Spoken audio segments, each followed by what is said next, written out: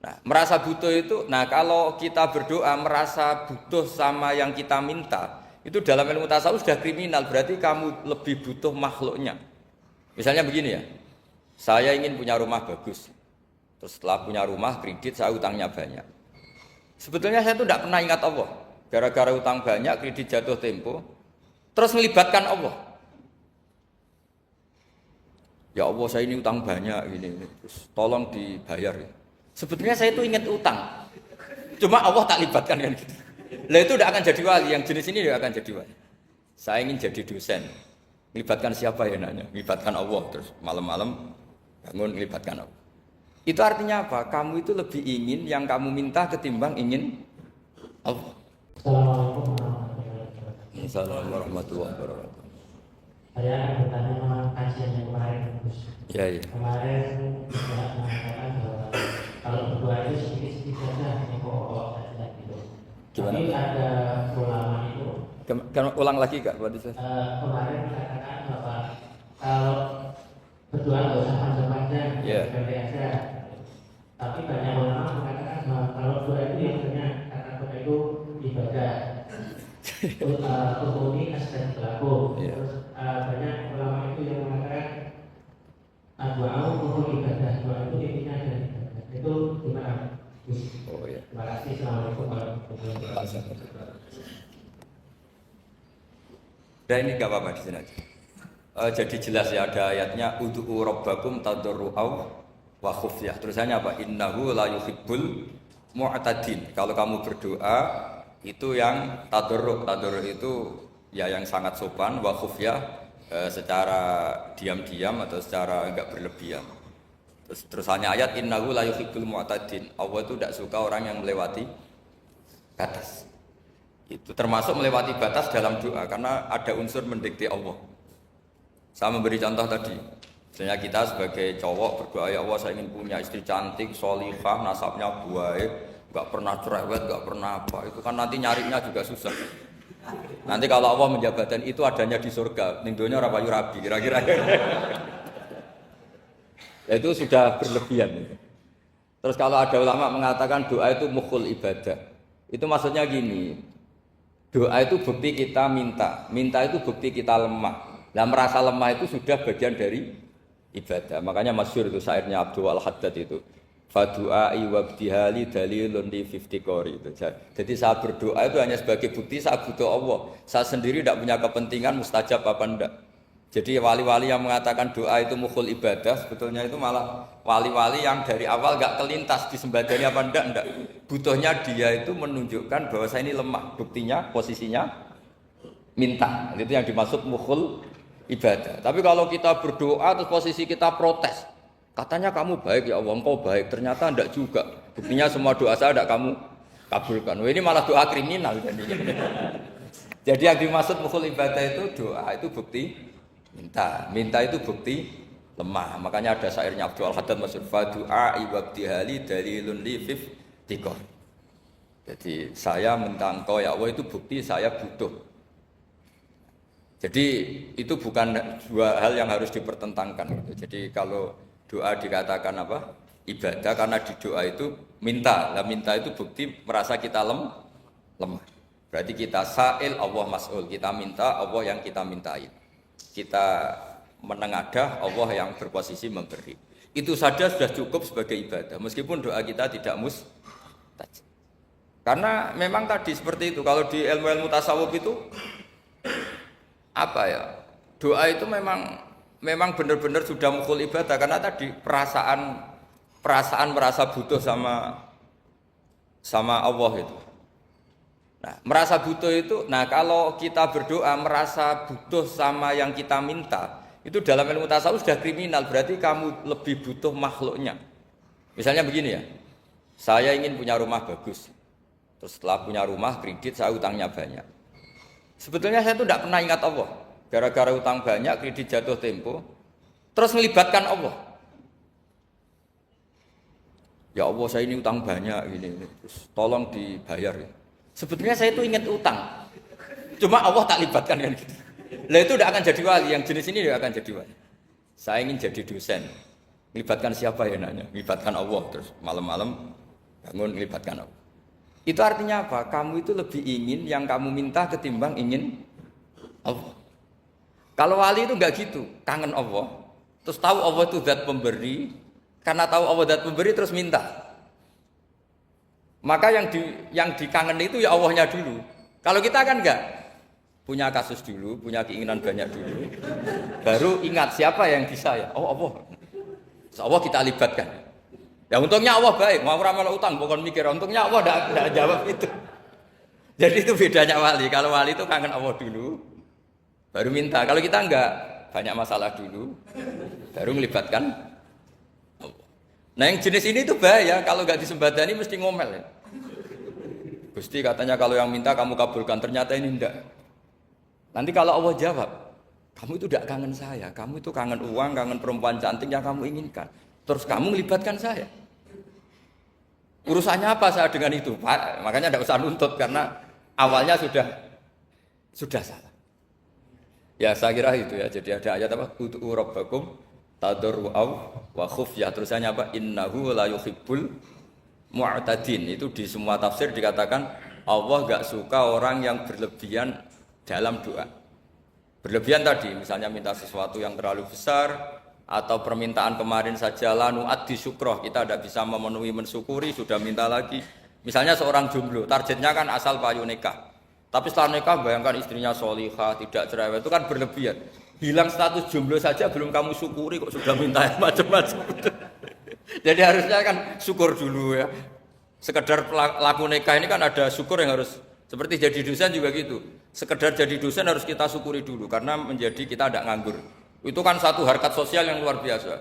Jangan tahu-tahu sudah hari kedua cari intensif, cari ini itu, syukurnya aja belum sudah kemana-mana. Lah itu sudah mu'tadin, sudah melebihi apa? Batas. Ya saya kira demikian. Ya, enggak satu. Ya.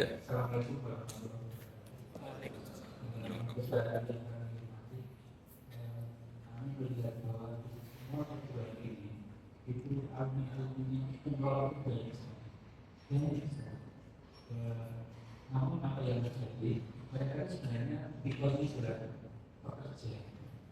Nah, karena saya seorang guru itu, saya sadar beberapa tahun kemarin, maka saya menemukan sebuah penelitian yang saya anggap itu revolusi pendidikan, yaitu protokol itu adalah itu alumninya kalau nggak menjadi jadi dia menjadi komisioner rata-rata itu. Padahal itu sekitar kesampaian. Nah, jangan-jangan di pendidikan kita ada satu kesalahan dalam kurikulum. Bisa jadi yang tadinya skripsi diganti jurnal nasional atau membuat buku bersama. Ini cara pandang Gus-Dur bagaimana? Apakah pendidikan kita bagaimana? Karena kalau sekarang kita melahirkan beberapa insakupur itu masih dia karakternya berbeda dengan dia yang yang lain. Dia pasti multi passion. Jadi dia juga kiai, dia juga berbeda. Nah, apakah ada apa sebelum kita terima kasih sampai itu Bisa ngulang?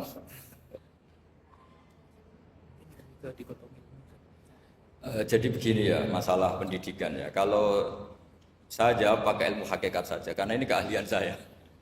Sebetulnya begini ya, kalau misalnya itu ya subjektif juga. Misalnya bilang rata-rata alumni pondok ini sukses, alumni kampus ini sukses, yang ini tidak sukses, itu satu pasti subjektif. Karena biasanya yang diterkenalkan ya yang sukses-sukses. Saya punya tetangga dari pondok yang Anda sebut itu kebetulan tidak sukses semua. Itu jantogo saya sampai ngeluh, Gus. Saya ini gimana kok? Ya sudah seperti itu kan subjektif ya. Tapi menyangkut pendidikan itu begini ya, menyangkut hasil dari pendidikan itu. Andai kan kita bicara ilmu hakikat, misalnya kita mondok gitu ya. Mondok kemudian jadi orang miskin, jadi orang yang menurut orang banyak tidak berguna di masyarakat.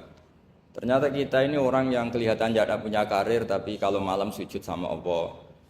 Punya anak niat memperbanyak orang sujud, terus punya ibu yang sakit-sakitan kita rawat. Meskipun kita tidak jadi dosen, tidak jadi menteri, Tapi indawa itu luar biasa karena berstatus ngerawat ibu, ngerawat anak, ngerawat istri. Nah Islam itu datang dengan jargon-jargon seperti itu. Sehingga Nabi kalau muji itu ada Uwais Al-Qarni, ini orang yang luar biasa.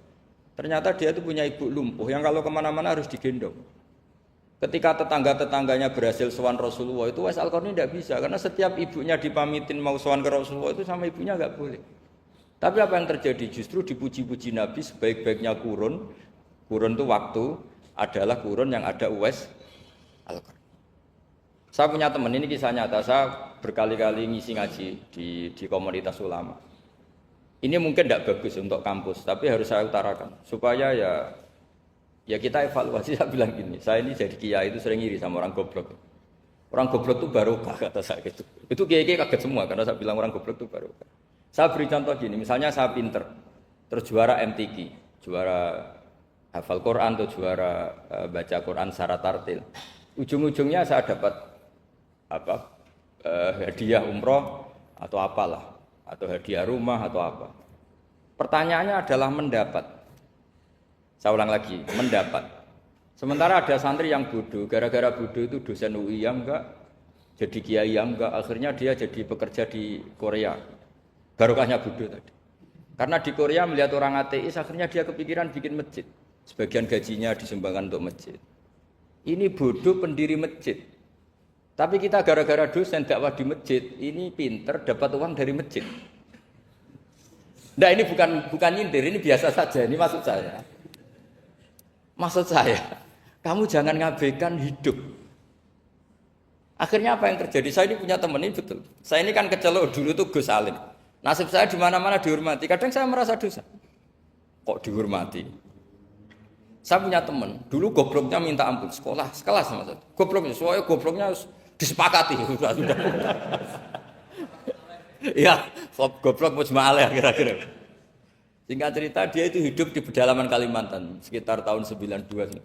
Dulu kan biasalah di dalam hutan itu pasti ada penebangan hutan macam. Dia ada bosnya, yang jelas dia ada bosnya. Saya yakin juga agak kriminal. Karena dia tidak yang illegal logging. Pokoknya ditakdir dia hidup di tengah hutan. Ikut orang. Setelah itu dulu nggak ada HP. Sering kirim surat ke saya, Gus, saya ini hidup di tengah hutan. Tapi saya ini muslim, pernah mondok. Kalau nggak bikin Jumat itu nggak enak. Bikinlah dia Jumatan. Nah karena dia pernah ngaji fikih Syafi'i, kalau Jumatan nggak ada orang 40 itu harusnya zuhur, tidak Jumatan. Tapi orang yang kerja di situ tidak mau. Wong dino Jumat kok zuhuran loh Pak. Kalau dino Jumat ya Jumatan. Ya. Tanya saya, Gus itu kalau ada kaulnya enggak supaya Jumatan ndak orang 40 sah. Singkat cerita dia lama-lama jadi pendiri masjid di situ. Dia punya sedikit gaji ya dipakai masjid, punya sedikit tanah diwakafkan untuk masjid. Artinya apa? Indawah ini banyak orang bodoh, ternyata di komunitasnya dia muassis, pendiri, pemberi. Sementara kita yang keceluk pinter, dapat umroh, dapat bonus. Kira-kira nanti kita ketemu Allah. Kamu pernah nyumbang Islam apa? Yang bodoh jawab, oh nate Gusti bikin masjid di pedalaman. Kita yang pinter. Kayaknya kalau memberi enggak lah Gusti. Reputasinya mendapat. Nah artinya gini, kita jangan mengukur, makanya Rasulullah itu punya sisi unik. Ini mungkin pelajaran bagi kita semua. Orang-orang Ansor kita tahu semua berposisi memberi Rasulullah. Semuanya orang Ansor. Ngasih rumah, ngasih tanah. Bahkan bukan sekedar ngasih Rasulullah, ngasih sahabat-sahabat yang dibawa Rasulullah, yaitu orang Muhajirin.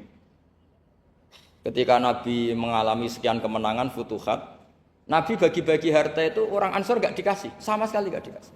Sehingga terprovokasi, sebagian ya tentu sebagian yang muda-muda. Masyhur itu, yang terprovokasi yang muda-muda. Ini pelajaran bagi kita. Wah, ini Rasulullah Muhammad mulai tidak fair, yang dikasih orang-orang kafir Quraisy yang barusan masuk Islam. Paling Nabi karena jenenge tonggo, sawak dhewe kan kenalan anyar gitu. Jadi dimenangkan sing tonggo, yaitu orang-orang kafir Quraisy yang sekarang baru masuk Islam. Singkat cerita akhirnya Nabi dengar gosip itu, bahwa Nabi dikomentari mulai tidak adil karena memprioritaskan orang-orang Quraisy yang notabene adalah keluarga Nabi, tetangga Nabi, kampung halaman Nabi. Akhirnya Nabi bilang, coba semua orang Ansar kumpulkan di satu kubah, satu khimah besar itu di Jirona pas itu. Dikumpulkan terus orang Ansar ditanya, dengar-dengar makolatun. maqalatun balaghona angkum. Ada satu makalah dari kamu, apa betul itu kamu yang mengatakan? Terus ketua orang Ansor ada yang namanya Sa'd bin Ubadah berdiri. Ya Rasulullah amazu ahlamina fala yaquluna syai'an. Orang-orang terpelajar kita ada yang komentar. Tapi yang muda-muda ini memang ngomong seperti itu. Bahwa jenengan sekarang mulai lebih tertarik ngurusi orang-orang Quraisy daripada kita. Terus itu di Jirona. Jirona itu ya kira-kira berapa kilo ya? 40 kilo atau 30 kilo dari Mekah. Zaman itu Nabi posisi di Jirona. Jawabannya Nabi itu unik. Oh iya kata Nabi. Apa yang dikatakan Nabi? Saya ini Rasulullah, nanti kamu pulang bersama saya. Tapi orang-orang ini, orang-orang Bedui ini, setelah saya kasih kambing, saya kasih unta, mereka pulang. Ama tardona ayarji annasu bisyati wal ba'ir wa tarjiuna antum bi Rasulillah. Kamu ini nanti mendapat saya ini nanti ikut pulang kamu ke Madinah. Berarti kamu mendapat saya, afdalul khalqi, orang terbaik di dunia. Mendapat sayyidun nabiyyin. Tapi orang-orang yang setelah saya kasih uang itu pulang. Artinya gini, kamu berorientasi mendapat saya apa mendapat uang? Nangis semua orang Ansor, enggak Gusti ya sudah mendapat jenengan saja duit gak Ternyata Nabi itu mentertawakan sama nyuwun sewu A'rabul A'rab, orang-orang Bedui-Bedui Arab.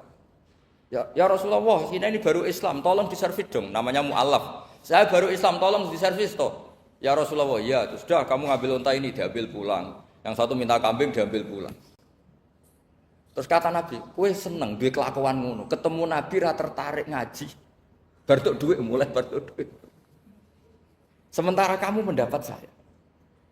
Intinya Rasulullah ingin mengajarkan ke orang-orang Ansor, kamu dulu tuh heroik. Posisinya memberi untuk Islam, maka heroik kamu tidak akan saya batalkan. Dari mental memberi, kemudian ingin mental mendapat. Itu hebatnya Rasulullah. Jadi kalau dalam tradisi sahabat, misalnya saya sering ditolong orang gitu. Kok setelah saya jadi kiai besar atau jadi wapres kira-kira gitu kayak Pak Maruf Amin, itu malah sebaiknya ndak usah balas yang berjasa kalau ini calon wali. Karena nggak boleh kebaikan itu dibatalkan dengan mendapat. Ini cara teori politik masalah ini. Tapi kalau teori wali keharusan, masa ngamal kok dibatalkan? Nah kan ini ngaji, kalau ngaji itu ya daftarnya jadi wali, jangan jadi politikus kan gitu.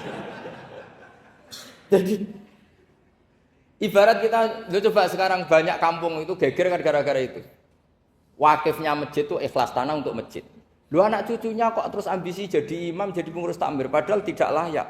Mereka mungkin tidak alim, tidak soleh. Ini kan terus gak fair, wakifnya ikhlas, siapa aja ngelola boleh, asal kompeten. Anak cucunya tidak ikhlas. Nabi itu nggak mau.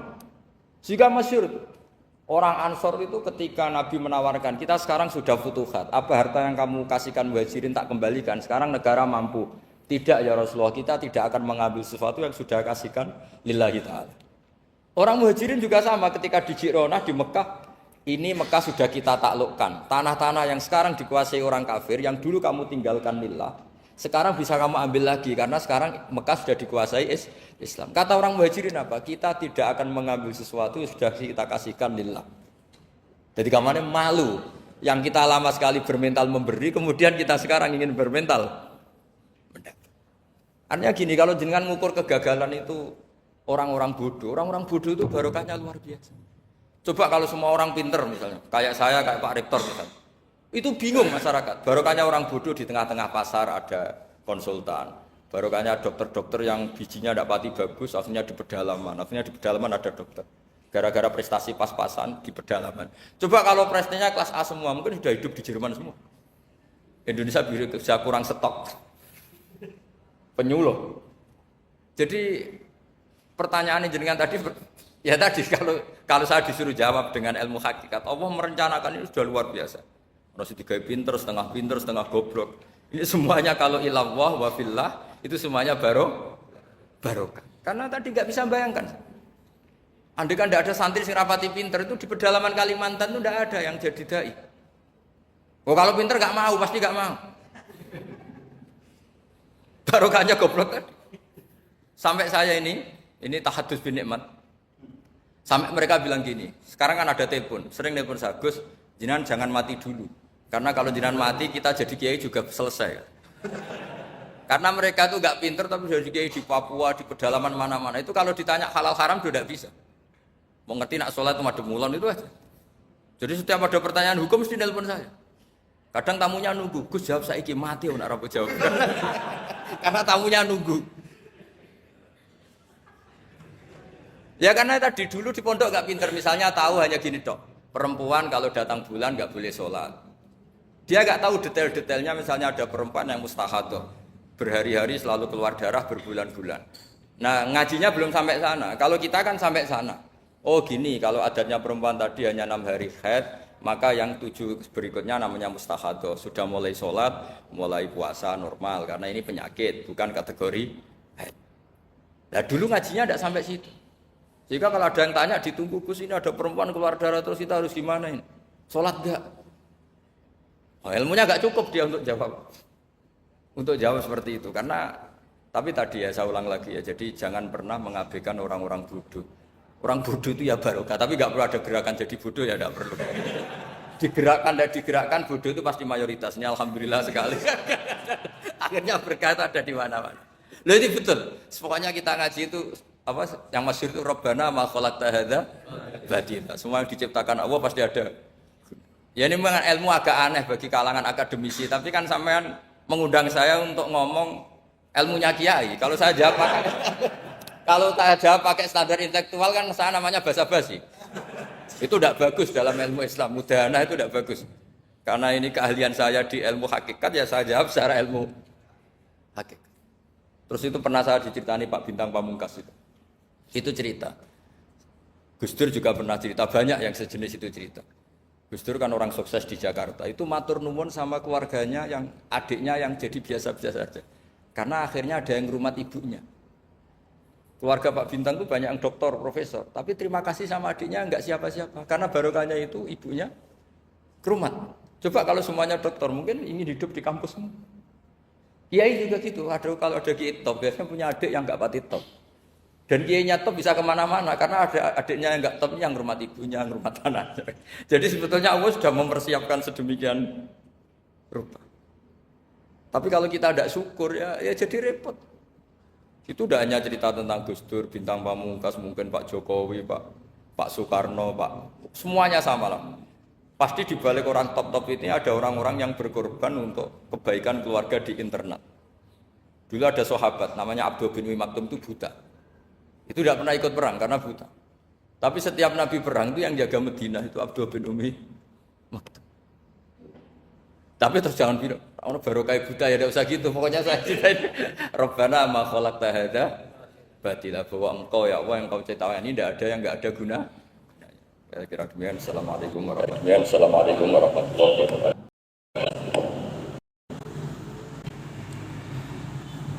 Alhamdulillah rabbil alamin wa nasta'inu ala umuri dunya wassalatu wassalamu ala asyrafil anbiya'i wal mursalin wa ala alihi wa sahbihi ajma'in. Amma ba'du, yang kita hormati yaitu Muslim selaku yang kita selalu ikuti dan kita selalu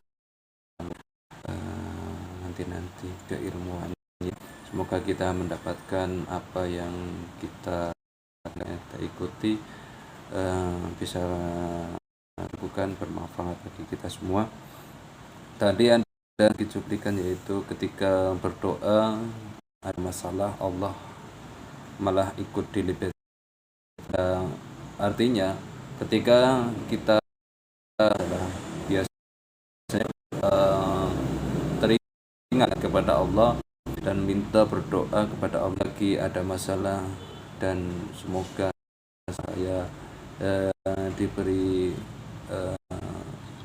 tunjuk atau hilangkan masalah saya. Tapi kalau itu sudah selesai atau tidak ada masalah atau tapi kita lalai ya,